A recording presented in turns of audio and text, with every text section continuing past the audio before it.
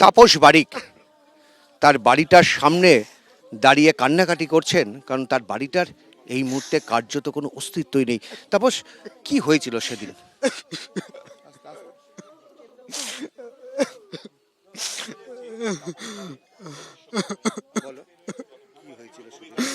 আসলে আমার একটাই অপরাধ, আমি প্রথম কোথায় হিন্দু, তারপর বিজেপি করি। এই অপরাধে আজকে আমার মা বাবা আমাকে জানতো পুড়িয়ে ফেলার প্রচেষ্টা চালিয়েছিল। তিনজনকে একেবারে পুড়িয়ে মারার চেষ্টা, এ ভয়ঙ্কর ব্যাপার আমরা দেখতে পাচ্ছি। বাড়ি এখনো পর্যন্ত শিউরে উঠছে ওই পরিস্থিতি তুলে, যেগুলো আমি একেবারে এরকম এরকম ভাবনা, মানে তিনজন ঘরের মধ্যে ছিলে, তিনজন ঘরের মধ্যে শুয়েছিলেন। তিনজন ঘরের মধ্যে শুয়েছি। আমার পরিস্থিতি নেই, যাবে কিভাবে আমি ভয়ে ভয়ে আমার দিন কাটছে, আমার আতঙ্কে দিন কাটছে। আমার এই পরিস্থিতিতে আমার প্রতিদিন যে দিন কাটছে খুব আতঙ্কে দিন কাটছে। আমি কি করব আমি কিছু বুঝতে পারছি না। এই তো তোমাদের এই একটা ছোট্ট ঘর, তার মাথার ওপরে এরকম অবস্থা। তুমি কোথায় ছিলে? তুমি যদি একটু দেখাও, একটু এখান। ঘরের ভিতরে আমরা তিনজনই ছিলাম, আমি ওর পাশে ছিলাম, মা ওই ধারে, বাবা ওই ধারে ছিল। তারপরে প্রথম কে বুঝতে পারলো? বাবা প্রথমে বাবা মা চেটাচেটি করছে, ওই আগুন আগুনে সবাই চেঁচামেচি করার পর আমার প্রতিবেশী ছুটে আছে, ওনারা এসে আমাদেরকে যাও করে ভগবানের দোয়ায় ওদের পাঠিয়েছিল বলে আমরা রেস্কিউ করতে পারে, নাহলে হয়তো সকালবেলা জীবন্ত লাশ হয়ে আমাদের বের হতো। এই মুহূর্তে বাড়ির সামনে দাঁড়িয়ে সেদিনের ঘটনা বর্ণনা করতে গিয়ে রীতিমতন কান্নায় ভেঙে পড়ছেন। একরাশ আতঙ্ক। গ্রামবাসীরা না আসলে সেদিনকে এখান থেকে 3টে জীবন্ত লাশ কি উদ্ধার হতো? গ্রামবাসীদের মনে এখনো এটাই সবচাইতে বড় প্রশ্ন, কারা করলো? এর পেছনে আসল উদ্দেশ্য কি? কি কারণে 3জন মানুষকে ঘরের মধ্যে জীবন্ত অবস্থায় পুড়িয়ে মারার চেষ্টা হলো? এর পেছনে কারা কারা যুক্ত? কেন এখনো পর্যন্ত পুলিশ কাউকে গ্রেফতার করতে পারলো না? এতদিন বাদে কেন ফরেনসিক টিম এসে এখানে পৌঁছলো? অনেকগুলো প্রশ্ন এই মুহূর্তে গ্রামবাসীদের মনে। এর উত্তর তারা চান প্রশাসনের কাছ থেকে। দেখুন, দেখান, এই রাজ্যে বিরোধী দল করা যাবে না, সবাইকে পিসির দল করতে হবে, পিসি ভাইপোর পার্টি করতে হবে এবং মাথা নিচু করে থাকতে হবে। এই রকম তরুণ যুবকরা এদের টার্গেট, আজকের টার্গেট নয়, 21-এর ভোটের পর থেকেই বারে বারে এই ধরনের তরুণ যুবকরা যারা ভারতীয় সংস্কৃতি, সনাতন সংস্কৃতি, নরেন্দ্র মোদীকে সামনে দেখে, মোদিজিকে দেখে ভারতবর্ষের জন্য ভারত মাতা কি জয়, জয় শ্রীরামের ধ্বনি দিয়ে যারা এই অন্যায় অত্যাচারের প্রতিবাদ করতে চান, বাংলার প্রকৃত পরিবর্তন করতে চান, এরা এদের টার্গেট। আপনি সর্বত্র দেখবেন এই ধরনের ইয়াং ছেলেরা, এই 25, 26, 28, 30-এর যে ইয়াং ছেলেরা যারা আমাদের মূল স্তম্ভ, এরাই হচ্ছে এদের টার্গেট। যখন জব্দ করতে পারেনি এর কাছে, বিএলওরা যখন বাড়ি বাড়ি ফর্ম দিয়ে এসেছিল, তখন অধিকাংশ এই গ্রামের লোক এ পড়াশোনা জানে এবং মানে আমাদের কম্পিউটার চালাতে জানে। আমাদের এই কোঁদা বিধানসভার আইটির কনভেনার ও শক্তিকেন্দ্র প্রমুখ, এই রকম একটা ভালো সংগঠক, তার কাছে কেন মানুষ আসবে?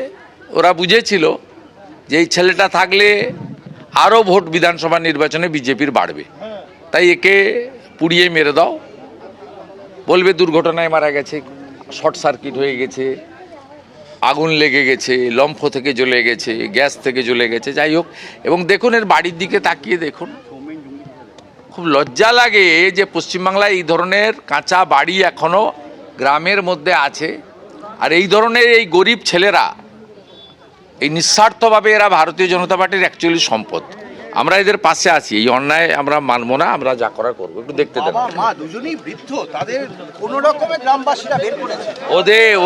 ওদের থাকার জায়গা পর্যন্ত নেই। মায়ের আবেদন দেখলেন তো, মা একেবারে গ্রাম্য বধূ, তার আর্ত চিৎকারটাই হচ্ছে আমি থাকবো কোথায়। থাকার ব্যবস্থা আমাদের করতে হবে, কারণ আজকে 48 ঘন্টা পরে আমি সাংসদ, জেলা সভাপতি, বিধায়করা আসবে বলেই ফরেন্সিক এখানে তারা এসে পরিদর্শন করে বা তদন্ত করে গেল। অথচ মানে 22 তারিখে রাত্রি 2টোর সময় ভোরে আগুন লেগেছে। ওই দিন গত পরশুদিন সারাদিনের মধ্যে পুলিশের যে প্রাথমিক তদন্ত করার কথা সেই তদন্ত করেনি।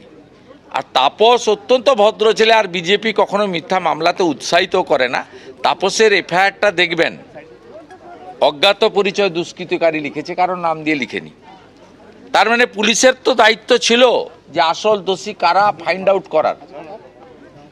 তাপস তো চাইলে এই গ্রামের যে 5টা 7টা বা আশেপাশের যে 5টা 7টা তৃণমূলের চোর আছে যারা একে ধমকাতো, তাদের নাম দিতে পারতো, কিন্তু অনেস্টলি করেছে।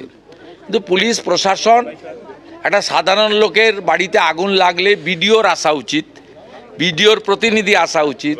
প্রাথমিকভাবে তারপলিন, শীতের সময় কম্বল, তাদের যেটুকু সরকারের বিধিবিধান রয়েছে সেটুকু করা উচিত, যদিও ওটা খুব সামান্য, কিন্তু সে কাজটাও তারা করেনি।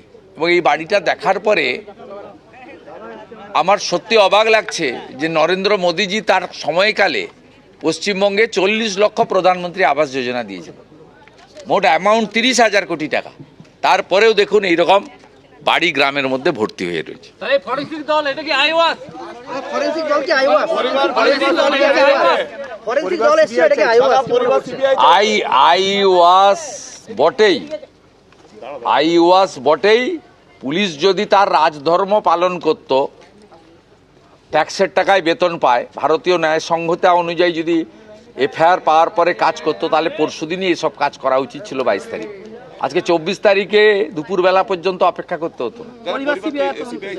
আচ্ছা ঠিক আছে, পরিবার কি চাইবে পরিবার ঠিক করবে।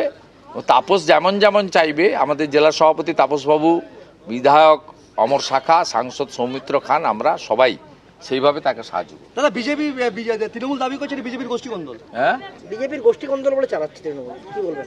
মাথার ডাক্তার দেখাক, এখান থেকে নাচি কাছে তৃণমূল বলছে পুরুলিয়া দিয়ে চলে যাক, গাড়ি ভাড়া আমি দিয়ে দেবো। তৃণমূল বলছে এর সাথে আপনার কোনো দায়ী নয়, হ্যাঁ? এটা আমরা করিনি, এটা আমাদের কোনো দায়ী নয়। ও তো এফআইআরেও লেখেনি তৃণমূলের নাম, দুষ্কৃতকারী লিখেছে। আমরা বলি এটা রাজনৈতিক কারণ। এবং এসআইআর এর ফর্ম ফিল আপের সময় যখন জনগণ ওর বাড়িতে আসছিল, তখন তাপসকে ধমক দেওয়া হয়েছিল যে তোমার এই বাড়াবাড়িতে আমরা ঠিক করে দেবো। সরাসরি লড়তে পারবে না। ওন্দা বা বিষ্ণুপুর সাংগঠনিক জেলায় বিজেপি খুব শক্তিশালী পার্টি, সামনে লড়তে পারবে না, তাই পিছন থেকে রাত্রি 2টোর সময় ওদের হারমাদদের পাঠিয়ে পেট্রোল ছড়িয়ে আগুন লাগিয়েছে, যাতে পুড়ে ওর বাবা মা সব মারা যায়। দাদা যদি এর সুষ্ঠু বিচার না হয় তখন কি করবেন আপনারা? বিচার তো হবে না, কিন্তু তার জন্য ব্যবস্থাও আছে, আমরা করব, পার্টি পাশে আছে। বিরোধী দল নেতার কাজ এটাই, যেখানে যা ঘটে আমরা যাই, রাজনৈতিক ঘটুক অরাজনৈতিক ঘটুক, প্রথম আমি পৌঁছাই। এটা বিজেপি বিরোধী দল নেতার কাজ। বকটুতে যখন পুড়িয়েছিল 22 সালে, মমতা ব্যানার্জি যায়নি। যে মুসলমানরা তৃণমূলকে ভোট দিয়ে রেখেছে, সেই মুসলমান পাড়াতে প্রথম আমি গেছিলাম। তাহলে কি বিধানসভা নির্বাচনের আগে সব টার্গেট মিডিয়া এবং বিরোধী? বিধানসভা নির্বাচনের আগে তাহলে কি সব টার্গেট মিডিয়া এবং বিরোধী? মিডিয়া টার্গেট তো বটেই। কয়েকদিন আগে আপনারা বেলডাঙ্গায় দেখেছেন একটা আত্মহত্যার ঘটনা নিয়ে কিভাবে 2 দিন ধরে এনএইচ বন্ধ রেখেছে। আর বিরোধী রাখতে চায় না, এ তো স্বাভাবিক কথা, কারণ ভোট হলে তো জিততে পারবে না। এসআইআর এর পরে যে পরিচ্ছন্ন ভোটার তালিকা আসবে, আর এই ধরনের যুবকরা তৃণমূলের টার্গেট, আজকের টার্গেট নয়, 21 সালে পোস্টপোল ভায়োলেন্সে এদেরকেই টার্গেট করেছিল। সমস্ত বুথে পশ্চিমবাংলায় লক্ষাধিক যুবককে বাড়ি ছাড়তে হয়েছিল, এবং আসামে, ঝাড়খণ্ড, বিহারে গিয়ে তাদেরকে আশ্রয় নিতে হয়েছিল। এখনও 10-12 হাজার যুবক অন্য রাজ্য থেকে ফেরেনি। এই ছেলেরা যারা নিঃস্বার্থভাবে ভারত মাতার সন্তান, মোদিজির আদর্শে বাংলা গড়তে চায়, দেশ বাঁচাতে চায়, তারাই আজকে ওদের টার্গেট। ঠিক, আমাকে একটু দেখুন। এবিপি আনন্দ, এগিয়ে থাকে, এগিয়ে রাখে।